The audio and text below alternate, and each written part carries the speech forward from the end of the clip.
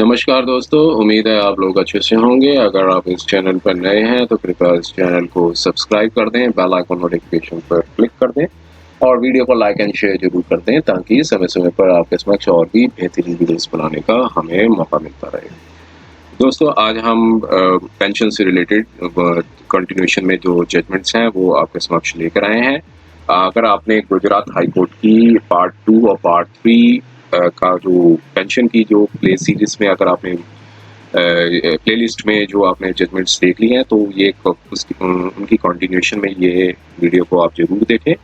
और क्योंकि वो जो पार्ट 2 और पार्ट 3 में ऑनरेबल सिंगल बेंच का जो ऑर्डर आया था उसको चैलेंज किया गया था by the state of Gujarat में, तो इसलिए वो पहले पार्ट 2 और पार्ट 3 के जो वीडियोस हैं उनको जरूर देखें, पेंशन से रिलेटेड है। अब ये इस वीडियो में हम दो जजमेंट्स हैं वो आपके समक्ष लेकर आए हैं। एक तो डिविजनल बेंच में जो चैलेंज किया गया था और उसके बाद जो है वो माननीय सुप्रीम कोर्ट में भी जो है उसको चैलेंज किया गया था, ये स्टेट ने चैलेंज किया था।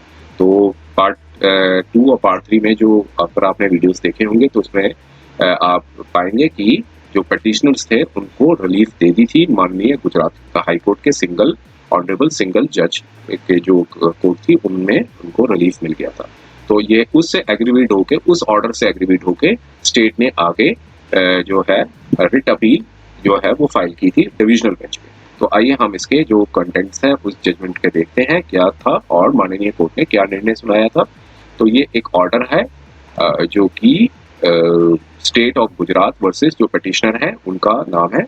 और जो पार्ट अगर आप वीडियो देखेंगे पार्ट 2 और पार्ट 3 वहाँ पर पटिशनर जो है यहाँ पर जो रिस्पोंडेंट है वहाँ पर पटिशनर थे, तो इसलिए उनकी कंटिन्यूएशन में जरूर देखिएगा ये।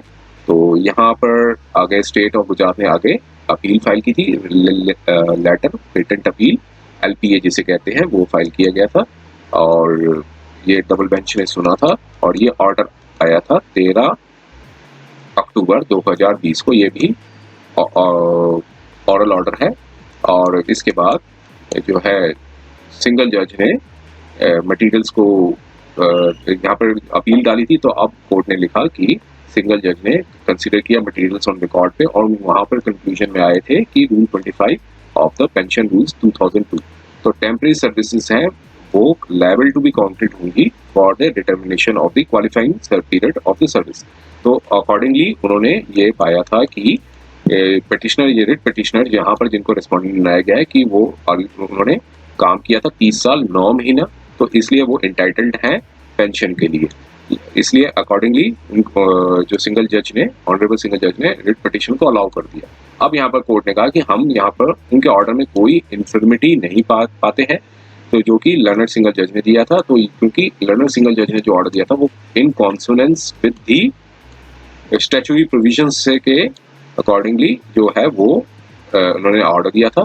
इसलिए यहाँ पर जो स्टेट की जो अपील है वो मेरिट नहीं लैक्स मेरिट मींस मेरिट नहीं स्टेट की अपील में कोई मेरिट नहीं पाया गया, इसलिए यहाँ पर स्टेट की जो अपील है उसे अकॉर्डिंगली डिसमिस कर दिया जाता है, इसलिए कनेक्टेड सिविल एप्लीकेशन को डिस्पोज कर दिया गया। तो ये एक ऑर्डर था डिविजनल बेंच का और डिविजनल बेंच के ऑर्डर ने पाया कि सिंगल बेंच का जो ऑर्डर था उसमें कोई इन्फर्मिटी नहीं है, इसलिए स्टेट की जो अपील में कोई मेरिट नहीं पाया गया, इसलिए वो सिंगल बेंच का जो ऑर्डर था वो कंफर्म्ड हो गया क्योंकि LPA थी उसको खारिज कर दिया, डिसमिस कर दिया। अब देखिए, अब जो कोर्ट जजमेंट हम लेकर आए ये माननीय सुप्रीम कोर्ट की जो जजमेंट है, अब उससे एग्रीवेट होके यहाँ पर स्टेट ऑफ गुजरात ने जो कि पटिशनर है और रिस्पोंडेंट सेम ही है उनसे एग्रीवेट होके आगे स्पेशल लीव पिटीशन है वो फाइल की थी। और स्पेशल लीव पिटीशन में जो है ये एक रिकॉर्ड ऑफ प्रोसीडिंग्स है। स्पेशल लीव पिटीशन का जो नंबर है वो 1109 ऑफ 2022 है और यहाँ पर जो है यहाँ पर माननीय सुप्रीम कोर्ट के डबल बेंच ने सुना था इस मैटर को। अब यहाँ पर कोर्ट ने यहाँ पर ये ऑर्डर दिया था। देखिए ऑर्डर के कंटेंट्स क्या कहते हैं कि ये काफी ज्यादा अनफॉर्चुनेट है कि स्टेट ने continue to take service of the respondent as an adopt for 30 years. State ने रिस्पोंडेंट की सर्विसेज को 30 साल तक लिया और यहाँ पर ये कंटेंट कर रहे हैं कि सर्विस जो रेंडर की गई है रिस्पोंडेंट की वो अडॉक है, इसलिए वो पेंशन और पेंशनरी बेनिफिट्स के हकदार नहीं है। तो इसलिए जो स्टेट जो है, अब कोर्ट ने आगे अपनी ऑब्जर्वेशन दी कि जो स्टेट जो है वो उनको वो state can not be permitted, state को परमिशन नहीं है कि वो अपने बेनिफिट, अपनी गलतियों का वो बेनिफिट ले।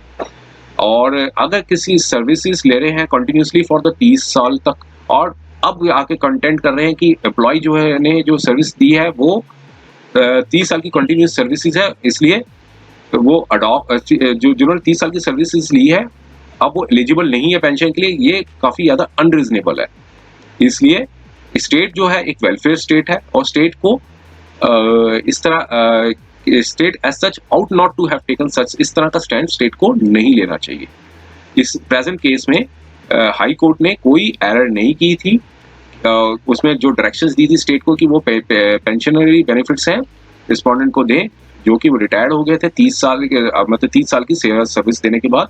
इसलिए स्पेशल लीव पिटीशन को यहाँ पर कोर्ट ने यहाँ पर खारिज कर दिया, और मींस अब क्या कंक्लूजन निकल के आया, स्पेशल लीव पिटीशन थी उसको डिसमिस कर दिया।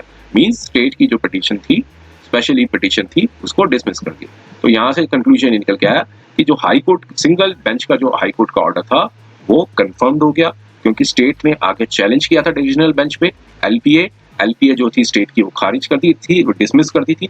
उससे एग्रीवेट होकर स्टेट ने आगे स्पेशल लीव पिटीशन फाइल की थी। स्पेशल लीव पिटीशन पे भी माननीय सुप्रीम कोर्ट ने सिंगल बेंच के ऑनरेबल सिंगल जज के ऑर्डर में कोई इन्फर्मिटी, कोई इलीगलिटी नहीं पाई। इसलिए जो है स्पेशल लीव पिटीशन थी स्टेट की, उसको भी डिसमिस कर दिया। इट मींस स्टेट का जो ऑर्डर था वो कंफर्म्ड, सॉरी जो रिट पिटीशन का जो ऑर्डर था, जो ऑनरेबल सिंगल जज का जो ऑर्डर था वो कंफर्म्ड हो गया। तो उम्मीद है ये वीडियो आपको पसंद आया होगा। अगर ये वीडियो आपको पसंद आया है तो कृपया इस चैनल को सब्सक्राइब कर दें, बेल आइकन नोटिफिकेशन पर क्लिक कर दें, वीडियो को लाइक एंड शेयर जरूर कर दें, ताकि समय समय पर आपके समक्ष और भी बेहतरीन वीडियोस बनाने का हमें मौका मिलता रहे।